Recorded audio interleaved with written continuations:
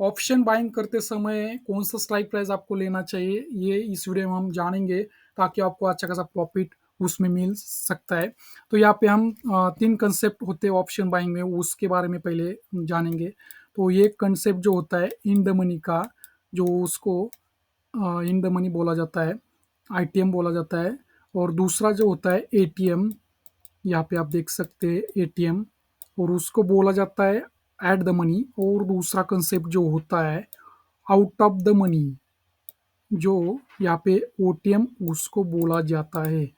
यहाँ पे आप देख सकते हैं ओटीएम। ये 3 कंसेप्ट होते हैं। तो पहले इस कंसेप्ट के बारे में जानेंगे। इन द मनी में क्या होता है, डेल्टा स्ट्रांग होता है। डेल्टा के कारण हमें उसमें टाइम वैल्यू का इम्पैक्ट नहीं देखने को मिलता है एट इन द मनी में।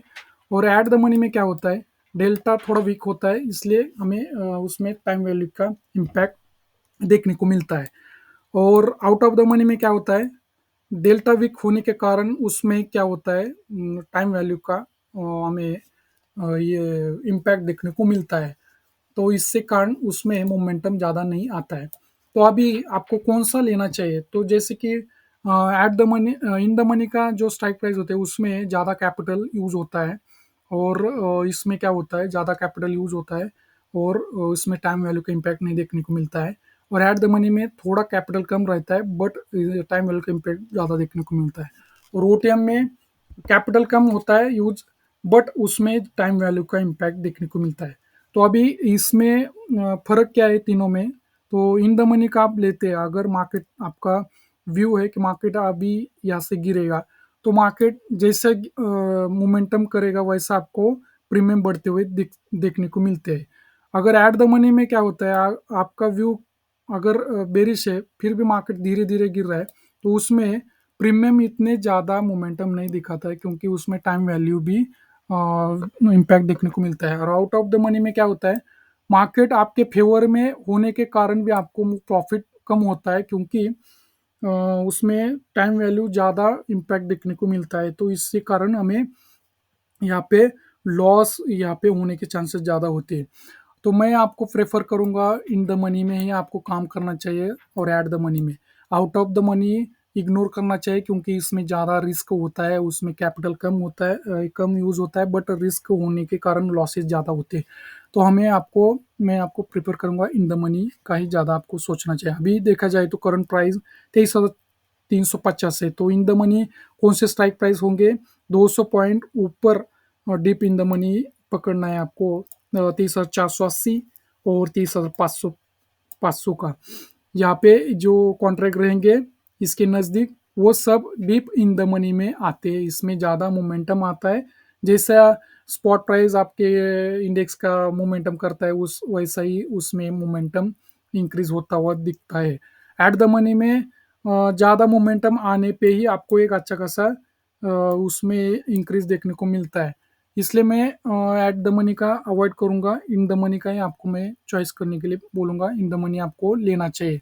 तो अभी 23,350 है, तो हमें इन द मनी यहाँ पे देखना है। ये स्पॉट प्राइस आपका चालू है, तो इसमें 23,350 के ऊपर मतलब यहाँ के 23,350 पे अभी स्पॉट प्राइस चालू है। तो हमें क्या करना है, यहाँ पे आप देख सकते हैं। तो ये जो होते हैं 23,350 के ऊपर के जो कॉन्ट्रैक्ट रहते हैं ये, तो उसको हमें यहाँ पे ऑप्शन चेन में देखना है, ताकि आपको एक अच्छा खासा इसमें क्लैरिटी मिले। यहाँ पे स्पॉट 23,350 है, तो हमें ये, हाँ, ये स्पॉट प्राइस आपको चॉइस करना है, 23,550 और 500 का। इसमें कैपिटल ज़्यादा यूज होता है, पर मोमेंटम देखने को मिलता है ज़्यादा। यहाँ पे 100 पॉइंट का मोमेंटम आया है, 200 पॉइंट की गिरावट पे 100 पॉइंट का यहाँ पे इंक्रीज मिल रहा है। और एट द मनी का देखा जाए तो यहाँ पे 30 और 350 का जो करंट और स्पॉट प्राइस है, उसको ही स्ट्राइक प्राइस को चॉइस करना है, उसको एट द मनी बोलते हैं। उसको 140 पे अभी ट्रेड कर रहा है। आउट ऑफ द मनी 23,200 और 300 ये आउट ऑफ द मनी होते हैं। और ज़्यादा आउट ऑफ द मनी देखना देखना है तो 23,150 ये ज़्यादा आउट ऑफ द मनी होते हैं। उसमें आप यहाँ पे देख सकते हैं सिर्फ 36 पॉइंट का ही मोमेंटम मिला है, 40-50 पॉइंट, 200 पॉइंट की गिरावट पे इतना मोमेंटम देखने को मिला है। तो इसलिए मैं बोल रहा हूँ डीप इन द मनी में आप काम कीजिए ताकि आपको अच्छा खासा प्रॉफिट मिल सकता है। तो डीप इन द मनी आपको कैसे चॉइस करना है, करंट स्पॉट प्राइस आपको देखना है कौन से स्पॉट प्राइस पे मार्केट ट्रेड कर रहा है, उस पे अगर आपका व्यू बेरिश है तो 200 point deep in the money का यहाँ पे देखना है। अगर बेरिश व्यू है तो 200 पॉइंट ऊपर का स्ट्राइक प्राइस लेना है। अगर आपका व्यू मार्केट बढ़ेगा यहाँ से ऐसा बढ़ेगा ऐसा आपको लग रहा है तो आपको 23,200 का स्ट्राइक प्राइस लेना है, मतलब स्पॉट प्राइस के नीचे का 200 पॉइंट का स्ट्राइक प्राइस आपको चॉइस करना चाहिए, तभी आपको एक इन द मनी का स्ट्राइक प्राइस मिल सकता है।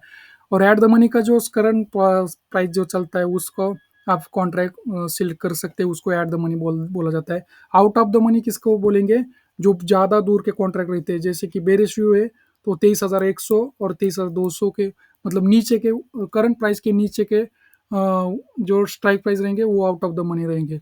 अगर आपका व्यू मार्केट बढ़ेगा ऐसा आपको लग रहा है तो यहाँ पे मार्केट के ऊपर के जो रहते हैं उसको आउट ऑफ द मनी बोला जाता है, 23,500 ये आउट ऑफ द मनी में आएगा। अगर आपका व्यू मार्केट ऊपर जाएगा ऐसा आपको लग रहा है तभी। अगर आपका बेरिश व्यू है तो 23,150 के आउट ऑफ द मनी हो जाएंगे। तो ये आपको समझ में आ गया होगा कि ऑप्शन बाइंग में कौन सा स्ट्राइक प्राइस आपको अच्छा खासा प्रॉफिट दिखा सकता है at the money in the money का ही। तो इन द मनी आपको लेना चाहिए, एट द मनी और out of the money ignore कर कीजिए ताकि आपको ऑप्शन बाइंग में अच्छा खासा प्रॉफिट मिल सकता है।